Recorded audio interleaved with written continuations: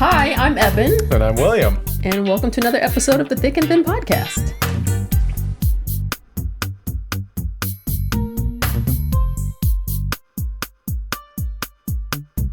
And welcome to another episode.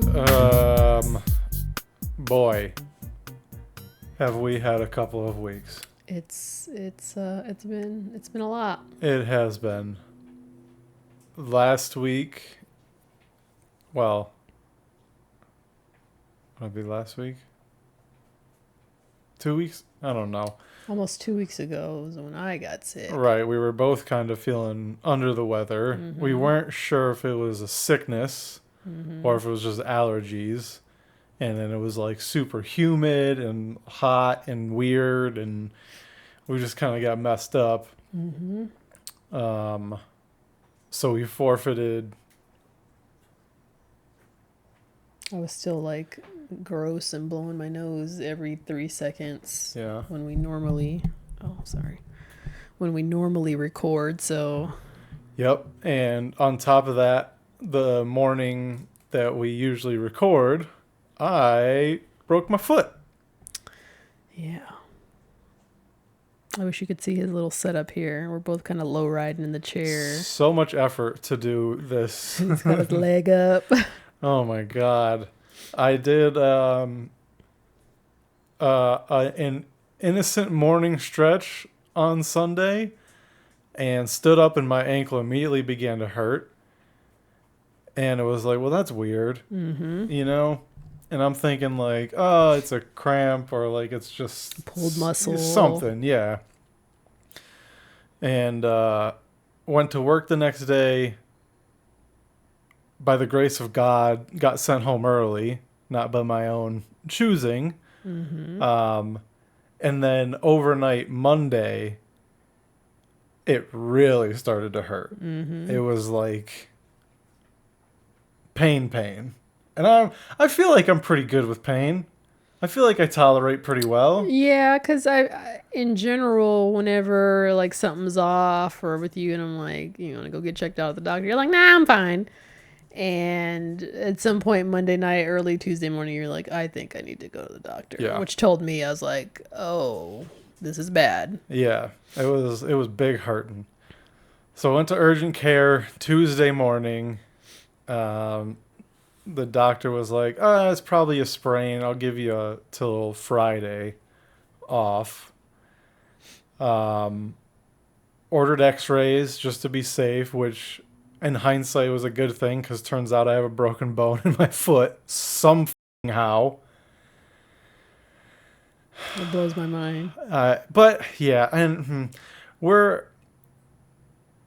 Even to this point, we're a little skeptical at this diagnosis because the bone that they say is broken is called I was about to say labial. Tibial sesamoid. Yeah. Which apparently is in the big toe joint. But that's not what's hurting. But that's not where it hurts. My ankle hurts.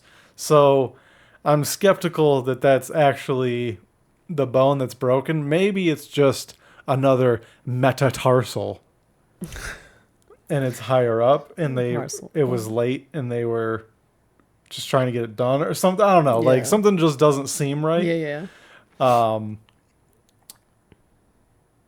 But I'm gonna see an orthopedic doctor on Thursday, so I'm just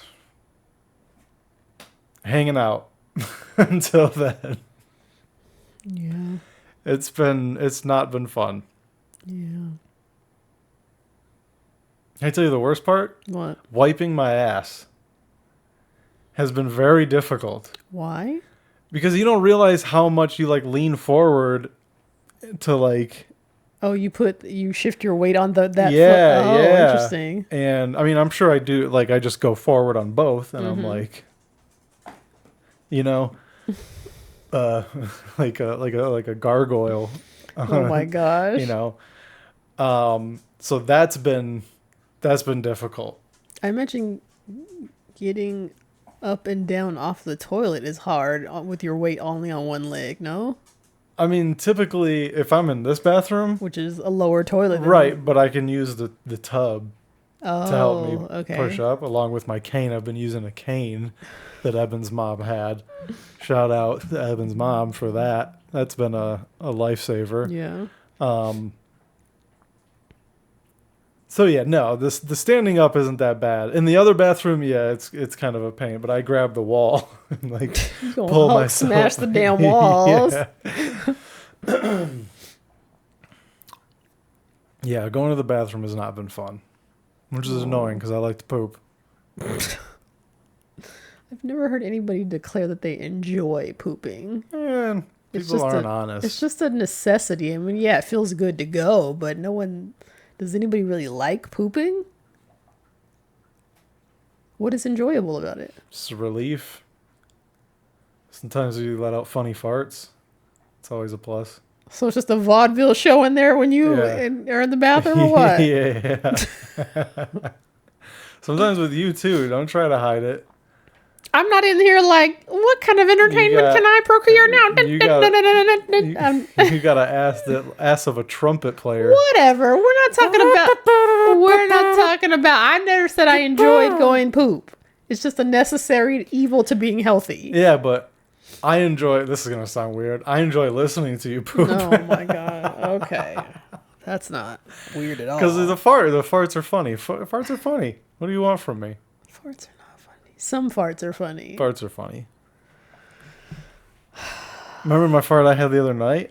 Oh my God. A solid 3.5 seconds. Oh my God. In the middle of the night. Like a cello play. Like blah, blah, blah, blah, blah, blah, blah, blah, blah. And that felt good. I like to fart too. I like to fart and I like to poop. I'm a simple man. As I've said before on here, I think. I'm sure. That fart I couldn't appreciate because I'd gotten up in the middle of the night to pee. And while I'm in the bathroom, you decide to trumpet it, cello it up, whatever the It was like a tuba. And then now I gotta hang back and wait till the smell dissipates in the middle of the night so I can go back to sleep. It didn't even and he just giggles McGee.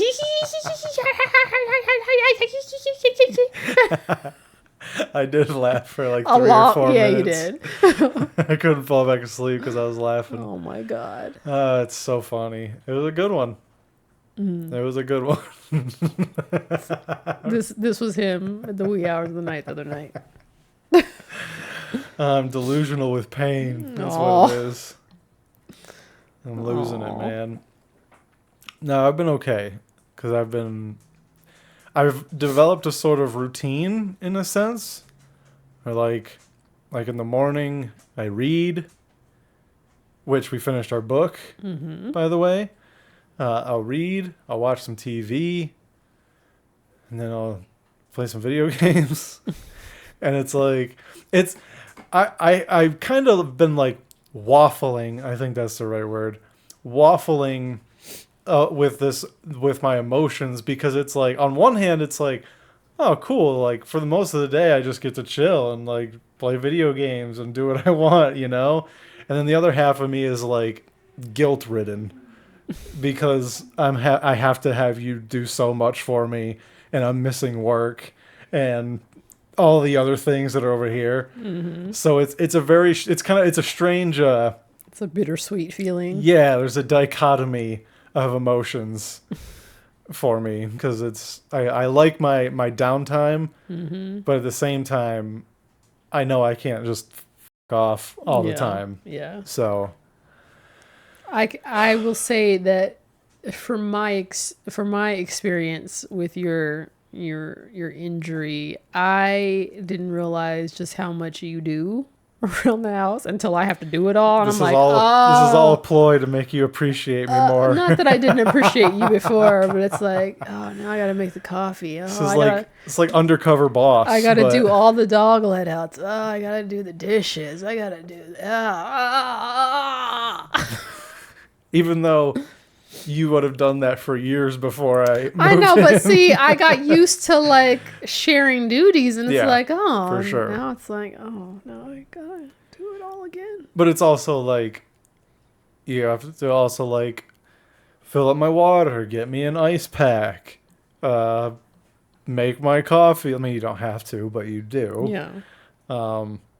So Fix it's food even or heat food or bring food. So yeah. it's even more than Yeah. even like previously. Yeah. So yep, it's I guess there's a, I don't want to say a new appreciation, but I don't know the word to use. I mean, Like I'm appreciating you because you're willing to do all this shit for me, and like deal with this, and you get to appreciate how much I fucking do around this goddamn house. I never thought you didn't do stuff around the house, first of all. But yeah. Having to do it all, it's like, ugh, Yeah. this is kind of a lot. I folded clothes once. Yeah. Well, I like you said once. Hey, I'm being honest. Scout's honor. That's gonna be the new while you're laid up, the chore I'm offloading to you. It's like, here's a bucket of clothes, you can fold them. That's fine. I can do that. But So yeah. Yeah, regarding our book that we finished, Secret of Secrets by Dan Brown. so good. Awesome. Yeah. Very, very good. Mm-hmm. I would even say borderline perfect. Yeah. Pretty much. I have no critiques. Yeah, it is awesome. Yeah. And we were saying this while reading it, but it was like, doesn't this feel long for a Dan Brown book? Like, I read Da Vinci Code and Origin before this, Yeah. and they didn't seem that long.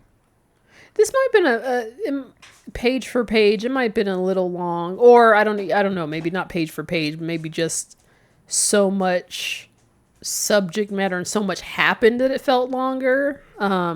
Because there was a good point. I feel like it was in the 40% range when we were 40% through it. Like, I feel like so much happened. I was like, well, what is the rest of this book if we're already at this point? Yeah. Which I thought was kind of like the leading up to a climax of some kind.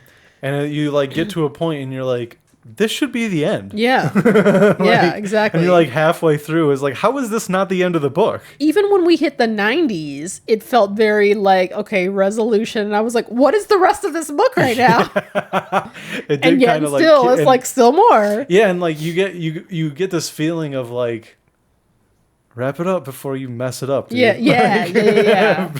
Like, I was like, it's still perfect. Yes, but I still see I got 60 pages left. What's going on? Like, but I mean, it's really good. oh, it's so good. Yeah. It's so good.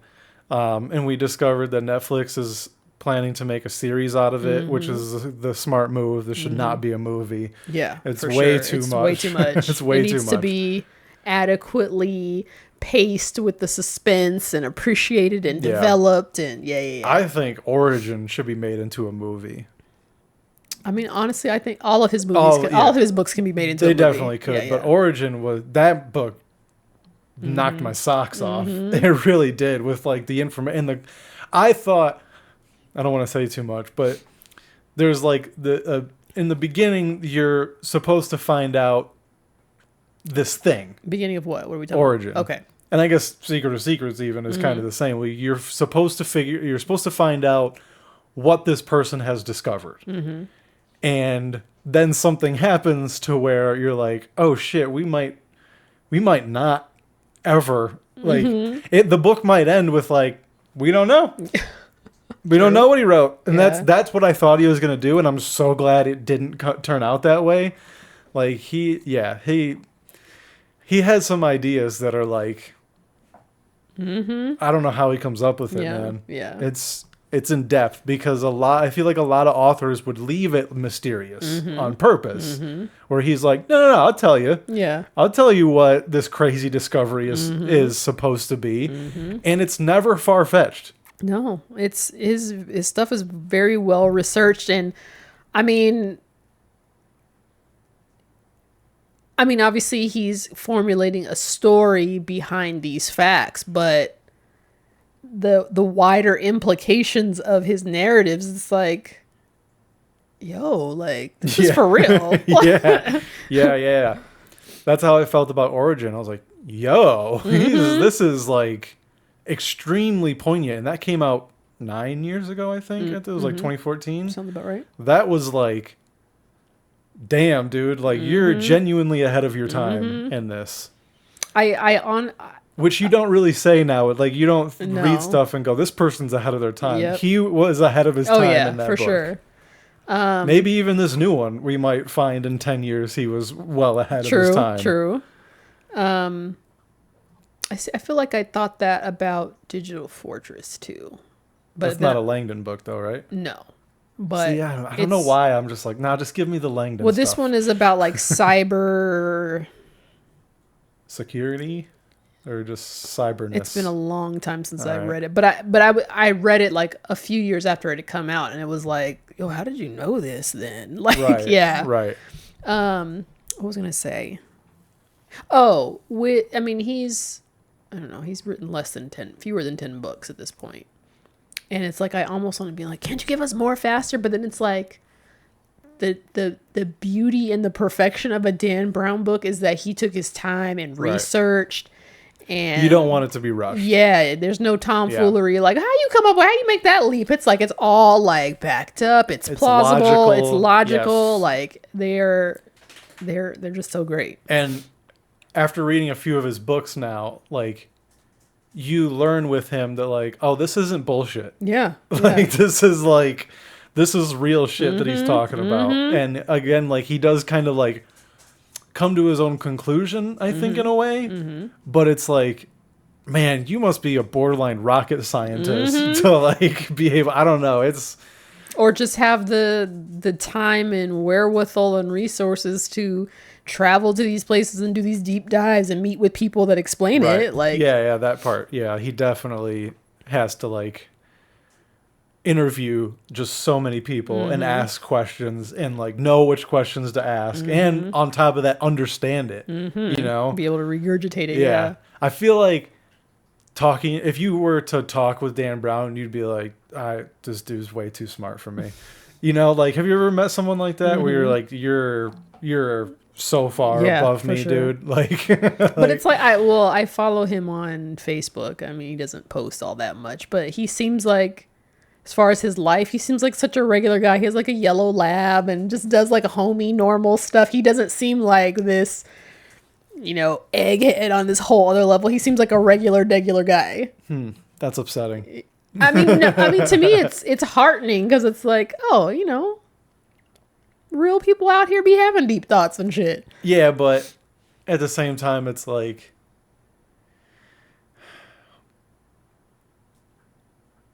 what am I trying to say? I don't know, like, how can you be so normal and like have all of these I don't know, deep thoughts and like do all this like, how do you seem so normal but have come to these conclusions that are hyper aware? To me, that gives me hope about humanity. I mean, some humans. Well, just the fact that there exists people like Dan Brown, it's like, oh, okay, maybe we won't, self-destruct, but we probably will. But the problem is people like him just write goddamn books. Yeah, and there's not enough people like him. Yeah, and they're not like running the government and stuff. Yeah, exactly. So yeah, it was a fun. How long did it take us to finish it? 2.5 weeks, 3 weeks. Was it that long? Yeah. Okay. So yeah, maybe it was longer than the others because I feel like his other books I didn't drink up in a week. Yeah, but at the same time we were reading it together. Oh yeah, and trying not to. We didn't want to get too far ahead. Yeah, that's fair. So if either of us would have read it on our own, we probably would have finished it a little quicker. But I don't think too much because I pretty much read what I wanted. Yeah. Yeah. So definitely 10 out of 10. Yeah. Read Secret of Secrets by Dan Brown. Yeah, definitely get that. And then we moved on. What are you reading now? It's called The Bennett Women, which is a modern retelling of Pride and Prejudice that's set on a college campus. That's adorable. And it has black people, so I'm really enjoying it. Good. And what are you reading? I'm in the middle of 2 books, actually. I am reading The Martian. By Andy Weir. Yep, because it was recommended by a friend, and it was $3 on the Apple bookstore. Wait, who recommended it? James. Oh, okay, that's right. Remember That's we were right. talking Yeah, about it over dinner. okay. And then I picked up, because you have a copy of it in a dope all black book and white writing. Also, thanks to James. Oh, really? Yeah. Dude, it's so cool. Meditation. Meditations by Marcus Aurelius, which is like, I don't know, like, I'm not a big philosophy person, and a lot of it is like, it's aged, Okay. because it's like, you know, he's talking about like the divine and stuff, like it's a real thing, and not, you know, who knows? I guess after reading this last book, I don't know what to know. Yeah, for anymore. sure. I don't think I know anything at all anymore. But it's like, I don't know. I guess like the idea that it's like from the perspective of like an emperor who in like ancient Rome, it's like, Sidebar: Marcus Aurelius is the Richard Harris character from Gladiator. Commodus's dad. In case you guys want context. and a lot of it is like, people are how they are. That's like a lot of like, don't get mad at them, because people say that's how they are, man. And that's like a lot of it, and a lot of it is like kind of repetitive in a way. But at the same time, it's like, damn, this guy was having some pretty advanced thoughts for it being pre-Christ or whatever. Like, I mean, he was what, 600-700 years before? I don't know. I skipped the biography. I didn't want to read the first part of it. The first part of it is his biography. This is post-Christ, isn't it? Is it? I honestly don't know. This is after Julius Caesar, and Julius Caesar's Damn, I should have read the biography. nephew was the Caesar when Christ was born. So this is after Christ. Yeah. Well, even still, I mean, 1800 to 1500 years ago, we're talking, and it's like, damn, this is pretty profound, considering like how dumb people were, assumedly, you know. I mean, I don't think people were any dumber or smarter than they just had technology and advancements were different, but that didn't make the intelligent quotient. They still thought the sun revolved around the earth. But as I'm saying, there was not technologies to verify scientific fact as there is now, but that doesn't change a person's intelligence, their ability to conceptualize and figure things out. That is true. That is true. Yeah. And as with most philosophy, it's like, what are you trying to say? You know, there's a little bit of that, and there's a lot of run-on sentences still for whatever reason. That's my one pet peeve with reading philosophic works. It's so annoying. I remember taking a philosophy class in college and like reading like Descartes and Kant, and it's like the amount of like commas and therefores and semicolons. It's like, it's like, did you speech to text this? Yeah, it's like I gotta like, I understand it so far. Okay, and then now what? Like, I like, there are spend things where I'm like, I have to read this again. Yes, like, yes. I'm not sure what they're trying to say, and therefore, and especially this one, there's a lot of like wouldst and canst and would thous, and it's like, dude, like, especially the person that, like, what do you call it? Like, transcribe or created this copy, or whatever. It's like, can't you just put it in normal talk? That's what my biggest thing about the Bible. It's like, put it in normal speak. But see, the thing is, there are enough purists who want it in that pure form. They don't want it translated, because, you know, the more translations a thing has, the more its validity and veracity can be called into question. It's like, well, what if that person thought this is the same thing, but it's really not? You know what I mean? So sure. I get why. But at the same time, it's like, well, he would have written it in frickin' ancient Roman. Latin. Sure. I don't know. So like, it's already been translated. Right. So it's like, how do you know?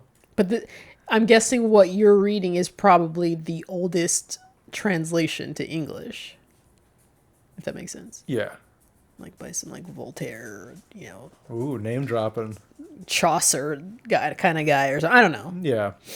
And there's also like a chapter that's like the philosophy of his philosophy, and it's like like and they put it before it. It's like this would make sense after As to put your a essay, summary. yeah, to put your essay after yeah. it. But I guess I don't know. Authors are just narcissistic, so they're like, you have to read my thoughts on it first. But at the same time, it did kind of give a little bit of context of like when he says this, he probably means this because of these examples and blah blah blah blah blah. So it's like it does give you a little bit of context of like what you're just bashing the Yeah, like I've said before, I just like to talk shit. I find fault with everything. All right. What else? Miss Ozfest. Oh yeah, the new Wicked. The actually not new. The final trailer for Wicked for Good dropped this week. So super excited. It looks dark. And It looks super dark. dark and delicious and Yeah. good. And we get a snippet of the long awaited for 2 songs. No Good Deed Goes Unpunished and For See, Good. I feel like all the good songs are in the first half of the play and like stuff. So I mean the ones that they're like the happier, yeah, like, it's the happy, dancier faster ones. songs Yeah, are the first. yeah. The juicy, meaty, emotional songs are in the second half. So for you, like singers and the like Like the latter part is better because of that. Yeah, because there's a duet with between Elphaba and Fiyero, As Long as You're Mine. There's a duet with Glinda. Oh, where they fuck. What do you think they're gonna do on screen? You think that I don't she's know. gonna I'm curious. throw a green leg over it and Oh my god! be on top of them I'm like a really frog? curious how they're gonna. Oh my god, how they'll depict it. There's also the very emotional duet between Elphaba and Glinda for Good. There's the very energetic but dark and kind of villainy No Good Deed song that's sung by Elphaba. Yeah, the second half of the soundtrack. And I'm curious if they're going to add a new song, because most things when they're adapted from something else, they want a new song for Oscar contention. Yeah. So I'm curious what the new song, if there's going to be one, going to be. right. Oh, for Oscar, that makes sense. They can't, just Use use a a song. old- right, yeah, right. Yeah. Did they do that with the first part? No. No. Well, yes and no. They just altered them. So the song One Short Day, when they're in Emerald City, there's that little snippet of a song inside the song where they talk about the history long, long ago. Oh, yeah. That's new. That's not on the Okay, original one. Interesting. But that doesn't count as an original Yeah, song. I mean, It's just an addendum. It's like a verse, yeah. Yeah. It's not, or a couple verses, but Based on the trailer, it looks like you're gonna get a lot more, like Dorothy, Tin Man. oh yeah. Because in the play, they're very much like It's just off alluded to the to. side, or like Tin Man. I guess you see more because he like makes a little speech. Oh yeah, in the play. Yeah. Well, spoiler alert. I mean, Well, if you haven't seen the play, go fuck yourself. yeah, but Tin Man, the Lion, and Scarecrow are characters that we already have met. So, but but there will be we a definitely- Dorothy. Yeah, I was gonna say like we definitely don't see Dorothy in the play. Like again, alluded to, it's like in the background. Yeah. But I mean, they full on. They're showed her. casted. Yeah. So I'm curious what they're gonna do, and Lord willing, they change the end. I hope they don't. They won't, because they're Hollywood losers. Whatever. But it's just What so if, dumb. So what if they? It's so stupid. What if they give it more backstory to where it explains it better for you? There's gonna have to be more. What's the word? Exposition. And there might be. I mean, it's a There whole might nother be, movie, and because- as far as the play breakdown, the second half is only a third of the whole thing, so they gotta pad it up Yeah. with something. Because I don't know, there was a lot of stuff in the second half of the play. I was like, wait, how did they do this if this then happens and da da da, and then yeah, I don't know. And I also Not that I don't like happy endings, but it's like it's gotta at least make sense, and it's like that didn't make sense to me. I mean, I don't consider it really a happy ending, the play. I mean, it's a bittersweet. There's some aspects that they make it this part a little bit okay, but overall it's not really a good ending. It's not a happy ending. And it's just like I don't know, it just completely flips on its head what you know from like The Wizard of Oz, which I know it's based like this is more based on the book and blah blah blah blah, blah but everybody knows the movie. But see, And I don't so I don't see it I kinda don't see it like as negating anything from OG Wizard of Oz though. It supplements it to me, but you feel like that they just I don't know, they just take the air out of the movie. you got What? something asking for a code? Oh shit. That was a long time ago. That was when I was logging into Oh, okay. this stuff.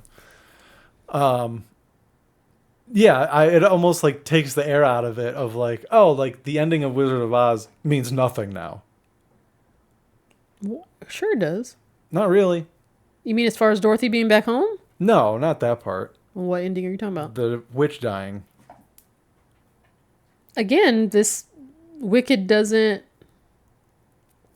counteract that. Yeah, it does. If you consider that the Wizard of Oz is from Dorothy's point of view, she don't know what's going on with Elphaba in her life. Why would she? Yeah, but they insinuate that she's gone forever. Yeah. I guess they wouldn't know, but Especially when you consider that the underlying or overarching, depending on how closely you feel about it, but of Wicked is about spin and PR. That's perfect. You know, what the public thinks is going on is probably not what's going on behind the green curtain, as it were. So, I mean, to me, it works. we'll see. We'll see. You know, we're going to talk about it because I'm We going to go talk see it. about it. She's gonna make me go see it. Yep. Oops, sorry. So, Didn't mean to step on your good foot. break my other foot. All right. So, as we said, our sleep has been disturbed as of late because of my leg, and I'm just topsy turvy. Mm-hmm. I mean, and you went and saw Miss Pat. Oh yeah. Friday, Oh yeah. I forgot about that. which had you up late. Yeah. She was so funny. Yeah, I mean, of course. Yeah. She's great. Yeah. But Well, I wonder. I was gonna say even before that, when I was getting over being sick, just the whole freaking I can't breathe and I'm congested, so that was already chipping away at my doesn't help. sleep, and then all this stuff. So, And anyway. anytime we have things like this, it's always like, hey, do you want me to go sleep in another room, or do you want me to go to the guest room? You want me to go to the library? Just let me go boot you somewhere that doesn't have a full bed. That's you suggesting that one, the library part. Well, Just 'cause I you only can did sit with that your because leg up. I wanted to put my leg up. And I don't know, the idea of sitting up sounded better than laying down for some stupid reason, which worked. I ended up falling asleep in that chair, Aw. and then I moved to the daybed. But regardless, Yeah. and coupling with that, a few episodes ago, we talked about how Japan is so much better than us. And so here's another thing that I don't know how you would feel about it necessarily. In Japan, couples sleep in separate beds every night. They think better sleep is better. Wait. They think better sleep is better relationships, results in lower divorce rate. This is not the first time I've heard this, and it wasn't even in the context with Japan. I've heard lots of people currently, like couples and married couples, talk about In how, America? Holy crap. how they talk about how they and their partner sleep separately. Obviously, they come together, you know, and doing other stuff. But Doing actually, what? even Miss Pat talked about that. She Really? and her husband of 35 years have separate rooms. Yeah. So I get it. You know, especially, you know, if one snores or, you know, whatever kind of sleep issues that may disturb the other. I totally get it. Different beds or different rooms? In the context of people I know and what I've heard recently, it was actually different rooms. Sidebar. weird. So, there is a development in Apple Valley, Jess Ranch, or a sect of Jess Ranch, that when they were building these new houses, they had what's called a snore room. It was like the master bedroom with all, and there was like A side room. a room from the master. It's almost like a retreat, but it was big enough for another room, and it was Hilarious. Yeah. So I get it. And full disclosure, when we first started cohabitating, it took a long time for me to get used to another human in the bed. Yeah. I've slept so long alone in my queen size bed, and the dog sleep on the other side, and we good. So it took a long time. Yeah. And even now, when one or both of us has a sleepless night, or You begin irritated with me. I can tell. when it's like hot, or like, or in the wintertime when you be fucking fluffing up the blankets. Let me tell you about this, man. I'm always cold. For those of you who know me, this is not news. And again, before we decided to cohabitate, in the wintertime, I had like a down comforter and like a weighted blanket. Like I would have so much blankets on the bed that you probably couldn't see the lump of me in the bed. So that's what I'm used to now.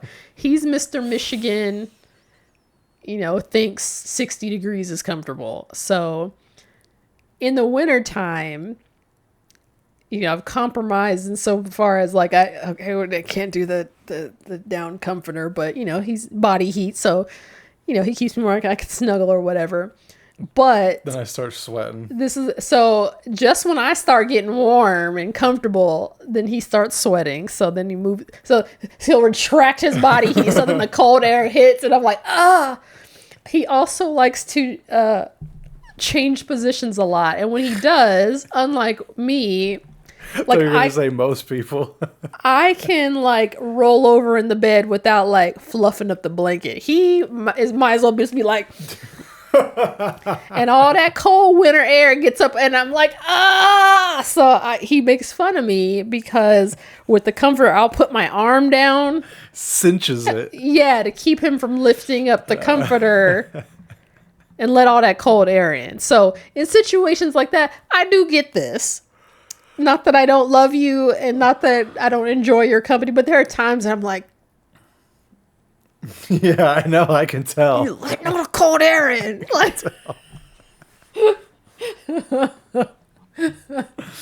So the caption says, in Japan, some couples, especially in cities, I don't know why that's relevant, choose to sleep in separate beds or rooms, though it isn't universal. Surveys suggest 26 to 40% of married couples follow this practice, sometimes called a sleep alliance. That's so Japanese of them to call it that, which emphasizes rest quality over the Western idea of co-sleeping. Why couples sleep separately. Respect for rest, to avoid disturbing each other due to snoring schedules or restlessness. Work schedules. Long or irregular hours make separate sleeping more practical. Family culture. Mothers often co-sleep with children while fathers sleep separately. That's fucking misogynistic. Space efficiency. Futons on small floors often mean one futon per person.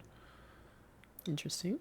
Okay. I mean, I guess it's Japan specific. Okay. Connection to divorce rates. Separate sleeping isn't proven to lower divorce rates. Instead, it reflects cultural values, mutual respect, prioritizing rest, and focusing on intentional time together that help support lasting relationships. I feel like we kind of do this. Like I said, if one of us isn't, well, you don't want cooties, as you like to call it. That's why we sleep separate when if one of us is sick. Yeah. But I mean, numerous times it's like, I guess it's really just when we're sick we sleep separate. Yeah. Except for like this scenario. Yeah. Yeah. I don't know. I find this picture weird, though, where it's like the two beds next to each other. It's like, I feel like that defeats of the purpose, besides which cover you're using. Yeah. But if like someone's snoring or if they're really restless, they're still going to probably bother you. Granted, you're on a different mattress, but... Or they like they pointed out, if you have like different schedules and one's getting home later or whatever, I could see like, okay, that also could further justify separate. But yeah, I feel like a good part of my minor irritations, and they're not even that frequent, would be solved like with a bigger bed, honestly. But yeah, probably. Because then you could move and not have to fluff up the comforter in that cold air. Yeah, and that's something we're working towards. Yeah. We're trying to figure it out. Yeah. While not sacrificing our like the things that we like, like the bed that comes up, and which has been so clutch with my foot. Yeah. Oh my god, I know. it's been so nice. Yeah, I don't know, like the separate rooms thing. That feels like, I don't know. That seems just like one step from just like. I mean, I think it's lifestyle specific. I mean, what if one of you has like sleep apnea and sleeps with the CPAP? Like, yeah, sorry, we gotta have separate rooms if that's the case. Yeah. As one who snores. Well, I mean, I'm wanting you to keep track of that to know if it ever gets bad. But I always thought that I only snored when I was congested, but apparently that's not the case. But my ex used to snore like awfully, like I could not sleep, and I'd be like, "Can't you go over there?" That's how my dad be snoring. Yeah, so I would be like if you were like a heavy snorer, or if I was a heavy snorer and disturbing you, like that, to me, I feel like that would be a valid reason for separate bedrooms without being like we're headed for Splitsville. Right. Splitsville. Yeah. But, I mean, sleep is important, and if, you can't. For sure. You can't put your partner's feelings over, like, your health. Like, hopefully they would understand. And I guess, like, I don't know, like I was going to say the older I get, but I guess it's more circumstantial. Like, when I moved into my apartment, that was like the first time I didn't have a TV in my bedroom. And it was nice because it's like, I go here to sleep. There's no distractions. There's no like laying in there for hours and then trying to go to sleep where you've been laying for hours already, which apparently is not ideal. Yeah, I'm so guilty of that. I mean, I do it less now with you being there, but oh yeah, I was pretty bad about that. I don't know, and like so now, like I even still like we will watch stuff in bed. I mean, especially like with the foot, of course we are, but ideally for me, it's just like I just go there to sleep. Yeah. So I guess like I could do just like a simple bedroom, like. Probably don't even need to put dresser, like so small that like it's just like bed, nightstand, lamp, the basic stuff overnight, a clock, and be fine. Yeah, and then when I wake up, I get up and I go out and we have breakfast or whatever. Like that makes sense to me. I don't know. For me. And obviously, it's not like I'm sick a lot or don't feel well and don't want to get out of bed frequently, but it's like the times when you don't feel well or you're sick and just be the ability to just be like, I'm just going to stay here, but I can still like watch TV. Like, I don't know. I kind of like that. The thought, like imagining if we didn't have a TV in the bedroom and it's like, when I was sick, I have to walk all the way to the TV room. Like, no, I don't. When you're sick, I get that. I get that for sure. Yeah. But it's like, man, you bought this whole house and you're just gonna fucking do everything in one room. I mean, like I said, I do see both points, but it's like, I don't know, moderation is a happy medium. Yeah. Someday maybe when we're old. Yeah. All right. I'm gonna put you on blast right now. Me. According to a new study, How is this putting me on blast? I don't have a backup partner. Oh, So you say. I don't. Study finds 1 in 3 women have a backup partner ready in case their relationship ends. So I'm trying to think. This is crazy. Didn't Chris Rock have a bit about this? Probably. This seems like something. He was like a backup bitch. He was like, every woman has a dick in a glass case, like in breaking case of emergency. The moment you fuck up, the moment you piss her off, she goes and breaks that. And that's so funny. Yeah, he did. It's funny, but you read the caption to it. Yeah, go for it.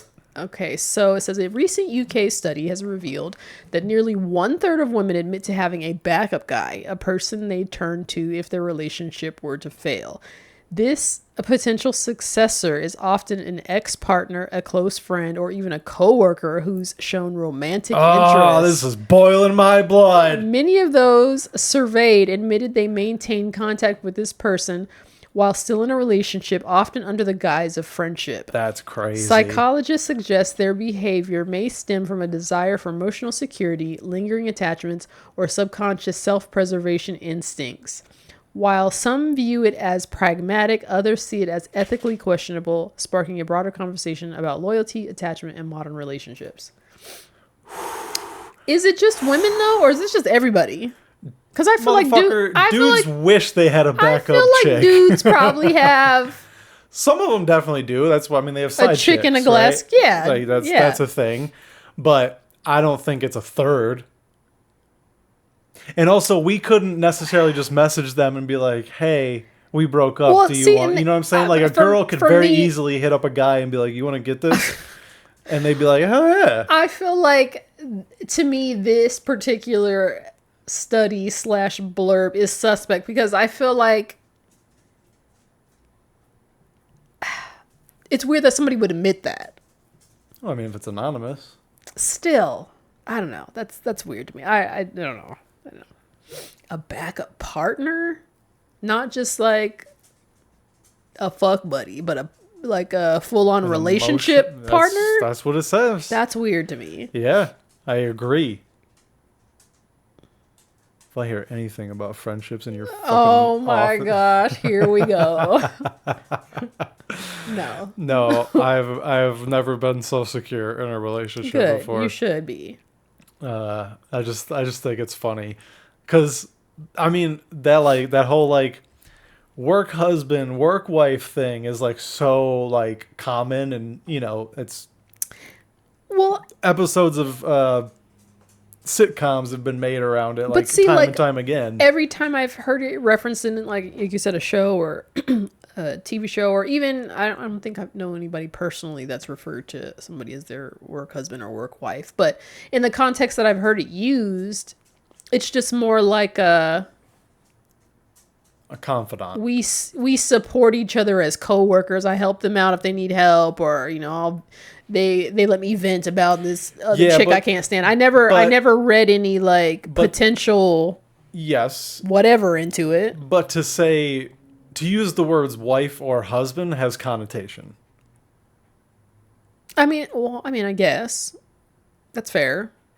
Like I said, it always seemed to mean like, oh, this is my partner in crime, if you will, at work. I would prefer that. Okay. But I'm just saying that's what I interpret it to mean when I hear that term. I don't necessarily think like, ooh, is that your dick in a glass case, girl? Like what? That's what it's going to be known as for us now. Dick in a glass case. Yeah, but I don't know. And of course it just comes down to like your relationship. It's like if you don't trust them and also they're like making comments about their work husband, work wife, or this friend, or they're still hanging out with their ex, it's like, yeah, you should be suspicious for sure. Well, I mean, to me it's like if you're one bad interaction with your partner away from hitting somebody else up, it's like, maybe your relationship isn't healthy. Like that's a bigger indication of something. Like, very true. You know, I don't know. Yeah. Sometimes 1 in 3. You gotta get that emergency dick. But that's, to me, I think of that different than using the term partner. Like, you know, if you got your rebound fuck buddy lined up, that's different than like a backup partner. That's different? Yeah. Backup partner sounds like, oh, if this relationship don't work out, he'll be my boyfriend. Yeah. Whereas like a fuck buddy is like casual, non-emotional. I don't know. Most people when they go through a breakup, they have like a rebound period though. So that, if they said that, I'd be like, oh, well, that makes sense. But a backup partner, that means you already are somewhat emotionally invested in somebody else while you're with somebody else. It's like, that's crazy. That's kind of gross. Yeah. Then, like you said, like if you're doing that already, it's probably you're probably something's in already a bad wrong spot. in a relationship. Yeah, for sure. All right, well, that makes me feel better. Do you have a backup partner? God, I wish. I wish I had that kind of confidence to be like, yeah, if this doesn't work out, I'll just go down to fucking Sally's and you know what I'm saying? Like, why did you turn to an Italian accent then? That's who I imagine does it the most. Wow. What? They're trash people. What do you want me to say? Wow. Sorry about it. You act like you don't know the this. The opinions expressed by William Harris are not shared by all of the panel of the Thick and Thin podcast. It's the New York person. Look at all these people, you know? I could fuck any of these people. Anyway, let's do one more. We messed up on our first date. Oh? We did. No, we didn't. Couple who met on dating app rob bank on first date. This is what we should have done. I can't believe I didn't think of this. It was during COVID. We had a reason to have masks on. We both had a car. We could have... First of all... Gun in the... Like, her hand in the jacket, like, faking the gun. Give me all your money, see? For the listeners only, he pulls up this post that says a couple who met on a dating app rob bank on their first date. So, first of all, it's precious somewhat that two delinquents, criminals found each other in romantic bliss and could share a hobby. But also, realistically... Why was this not a red flag for either of them?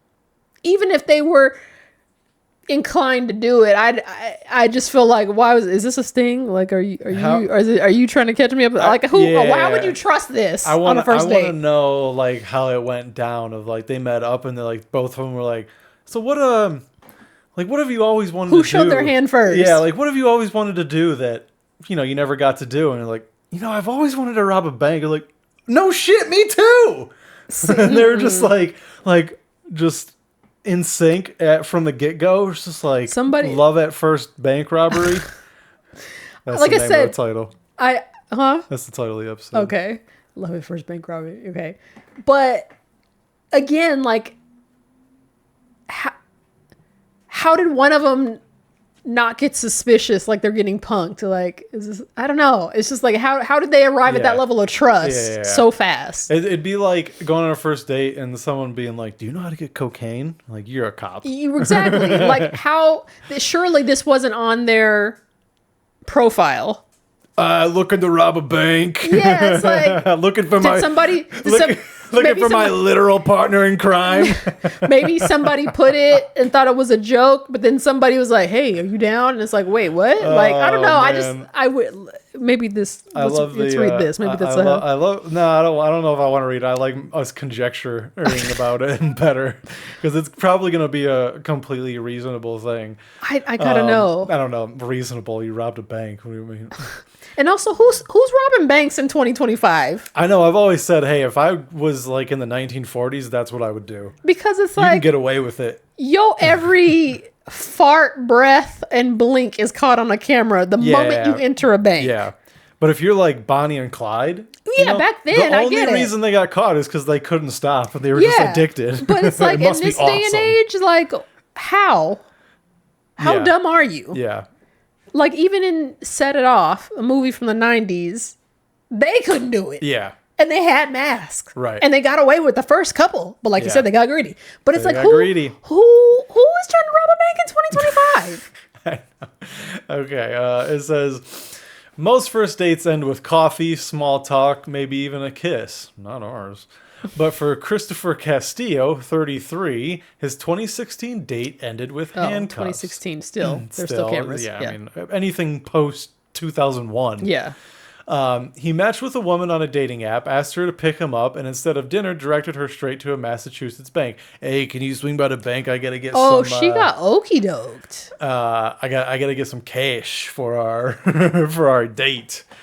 She waited in the car, confused, until he sprinted out with $1,000 after threatening the teller with an antique pistol. $1,000 ain't worth it, dog. No. If I'm robbing a bank, it's enough money that's gonna be waiting on me when I get out of jail or get out of prison. The woman panicked and drove, but police caught them within minutes. She was cleared, but Castillo pled guilty and got 5 years in prison. 5 years is all you get for robbing a bank? I mean, it's $1,000, but okay. It says swipe right getaway car, but I don't see a swipeable thing. So yeah. Okay, this is... See, I told you it's not going to be as fun as what we come up with. Can y'all The boys are fighting. Okay, now I think she's dumb.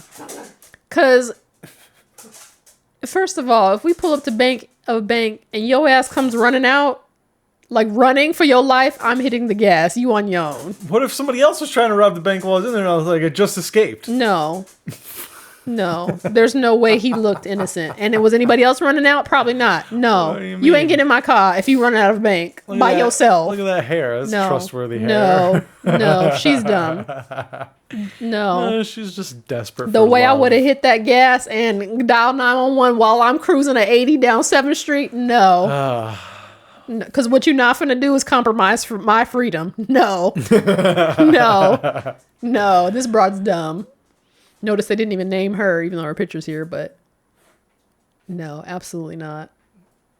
See, I liked our story better, where they were like a match made in heaven. I mean, that would have been way more adorable and hilarious. But now she's just dumb.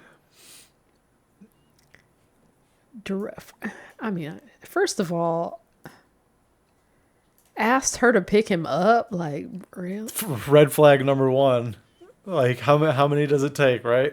Instead, he goes, take me to this bank. She's like, oh, there's one right here. No. Take me to the branch. Well, and also just for safety reasons, I feel like first dates in this era, y'all should be meeting somewhere. I don't want to know where you live. I don't want you to know where I live until... I don't want you to get my license plate number. Until I clear you for the next level of security into my life. No. You got to get vetted. Yeah. So she's dumb on that score. No. I mean, and also down on his luck.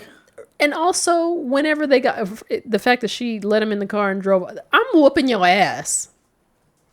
If you manage to get in the car, I'm socking you out for doing this to me. I'm not even a violent person, but what if he just moseyed out and was just like, oh, I came to the ATM, and then once he's in the car, so I actually just robbed a bank. Why would you even tell her? Why wouldn't you just be like, all right, let's get out of here. Let's go get some Italian food. At whatever point that she got arrested to, I'd be like, officer, can you give me 5 minutes before you take me away? I'm about to get the crowbar out of my trunk and whoop his ass. Yeah. Anyway, this will be our anniversary task. Rob a bank. So what I hear you saying is that will be your breakup task. If I ever ask you to drive me to a bank that's not my own, this is what's going on. Nope. The moment now that you said that you said, can we go to whatever bank why? Can we go to Fifth Third? I'd be like, why? What you doing? What you doing? No, you can go in your own car by yourself. It's so funny. I mean, he was definitely just setting her up. That's for sure. For sure, that's all that was happening. But it's like in setting her up, that doesn't make her the fall guy so he can get away with it. Like, why? He's just a turd bag. Why are you trying to drive her? Drive your own shit. But if you park it, it's gonna get towed. I don't know. Have you never seen a bank robbery? There's always a driver. Then get one. How can you get one of those little friends? if he's this criminal-minded, he likely has some criminal-minded friends. Get one of them. That's true. You got a good point. All right, I need to find out which of my friends are crime-ridden. Oh my gosh. I think it would be exhilarating to rob a bank. Again, we saw Set It Off. Why? It just sounds You gonna have a Cleo moment that's all sad with the music while you just getting shot up. Spoiler alert to if you haven't seen this 30-year-old movie, but yeah. Yep. Like I said, if it was like the 20s to the 40s, go for it. Like, I mean, I at least no understood. cameras. Yeah, You going with a it Tommy was gun. relatively easy. You know, Yeah, it's like, they didn't have like put the money in facial the bag. recognition. They don't have a database to scan your picture. You just got a handkerchief over here. Exactly. Yeah. You change your voice a little bit. I go, hey, put the money in the bag. Mm-hmm. That's what that would be my bank robbery voice. Give me all your money, huh? No, take their wallets. I don't know if when's the last time you've actually been in a bank, but like they even have like a camera per like, you know, like counter teller. Whatever. Oh yeah, I'm sure. Yeah, it's like they got one aimed at the teller and they're transacting. They got one aimed at you. They could probably look down in your purse. Like it's just like all up in you. Really they could be like, this bra wears a 34B bra. It's a circa. We know where to find. Like they're why? Like if you're gonna rob a bank, you need to do it from the inside. I was just gonna say that. Have you ever seen that Denzel movie? It's called Inside Man. Mm-hmm, yeah, like that. That's a good movie. Yeah. But it would have to be like that. Yeah. Where it's like you coordinate it with somebody. Or you hack something. Yeah. Or their system. There was no rolling up in there with a gun. You got someone in the bank. You got someone in the police rank somewhere. Yeah. And like your crew. Like you gotta be all covered. Exactly. Yeah. So that's what we're working toward as a couple. Nope. Eyes free, and I want to stay that way. No. All right. Let's wrap this bad boy up. All right. If you want to follow us on Instagram, please do. I am @_ it's been too long. @Willie_D20. And I'm Eb_Nick. And as always, if you have topics or things you want us to talk about or questions for us, thickthinpod@gmail.com. Subscribe, share.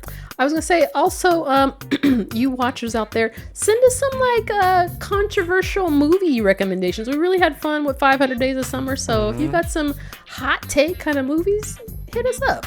He's laid up. We ain't got nothing to do but watch movies, so you know. That's true. What did I watch? It doesn't matter. We're done. All right. Thanks for watching. Like I said, subscribe, share. If you send this to your best friend, our viewership should double. It hasn't yet, so I know you haven't, but do that, please. And we'll see you next week. All right. Bye.